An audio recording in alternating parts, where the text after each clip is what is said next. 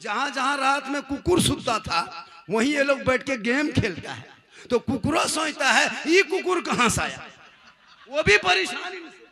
काश इन बेटों को आप किताब पोथी देते। अल्हम्दुलिल्लाह अल्हम्दुलिल्लाह रब्बिल आलमीन वल आक़िबतु लिल मुत्तक़ीन वस्सलातु वस्सलामु अला रसूलिहिल करीम अम्मा बाद फ़अऊज़ु बिल्लाहि मिनश शैतानिर रजीम बिस्मिल्लाहिर रहमानिर रहीम या अय्युहल्लज़ीना आमनु तक़ुल्लाह व कूनू मअस सादिक़ीन आमन्तु बिल्लाहि सदक़ल्लाहुल मौलानाल अज़ीम व सदक़ा रसूलुहुन नबियुल अमीनुल मतीनुल मकीनुल मुबीनुल मुइनुल करीम व नहनु अला ज़ालिका लमिन शाहिदीन व शाकिरीन वल्हम्दुलिल्लाहि रब्बिल आलमीन। बड़े पीर दस्तगीर रोशन जमीर शेख अब्दुल कादिर जिलानी। कौन? गौसे आज़म।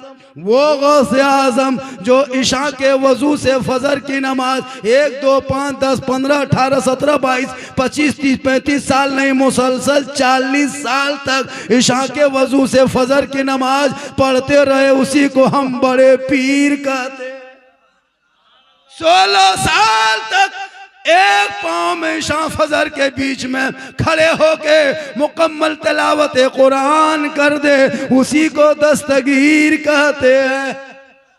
11 साल तक पैदर पे लगातार रोजा रखे, उसी को अब्दुल कादिर जिलानी कहते हैं। जिनके दरबार में चोर घुस जाए मगरिब में और जब फजर में निकले तो वली बन के लौटे, उसी को गौसे आजम कहते हैं। बेटी गोद में लेके जाए, बेटा लेके आए, उसी को अब्दुल कादिर जिलानी बड़े पीर गौसे आजम कहते हैं। वो गौसे आजम आए तो उनकी माँ कैसी थी? जिनकी माँ इशा के नमाज पढ़ लेती उसी मुसल्ले पे बैठ जाती, कुरान की तिलावत करती। अब्दुल कादिर जिलानी माँ के पेट के अंदर माँ कुरान पढ़ते जाती, बेटा याद करते जाता, माँ तिलावत करते जाती, अब्दुल कादिर हिफ्ज करते जाता। और जब गौसे आजम दुनिया में पैदा हुए तो 18 पारा का हाफिज़े कुरान पैदा हुए।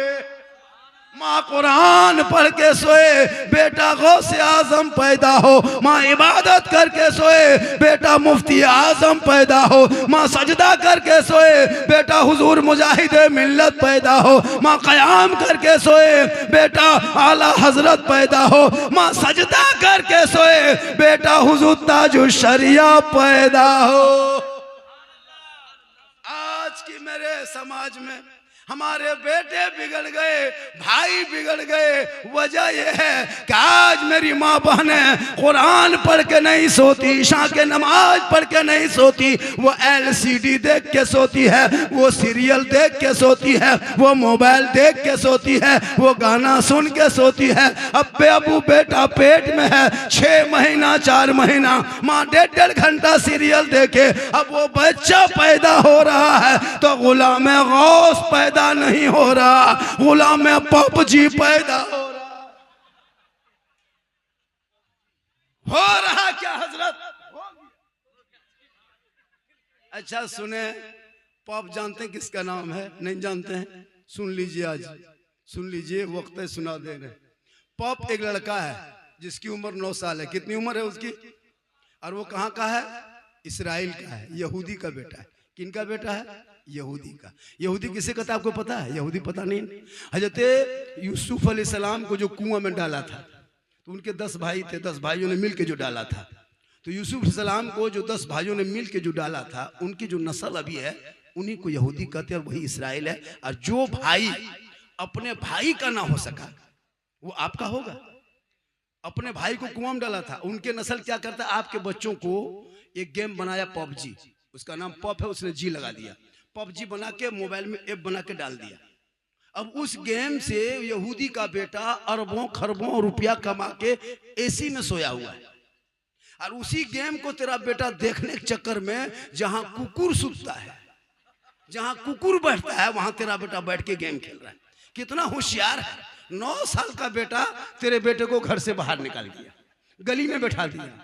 हमेशा हजरत कसम खुदा की मोहल्ले का कुत्ता भी इनसे पनाह मांगता है।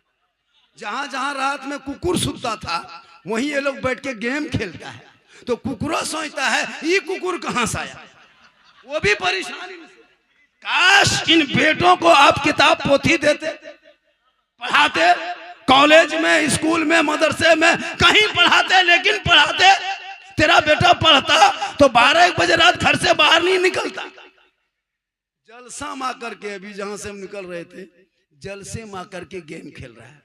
उनका बाप कितना खत्म आदमी होगा जिनका बेटा 10, 12, 13 साल में गेम खेल रहा है।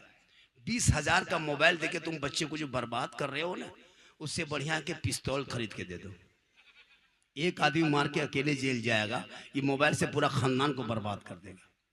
क्या हजरत, एक इमाम की तनख्वाह जब देने की बारी आएगी तो 7,000 से 8,000 ये कौम नहीं कर पाएगी।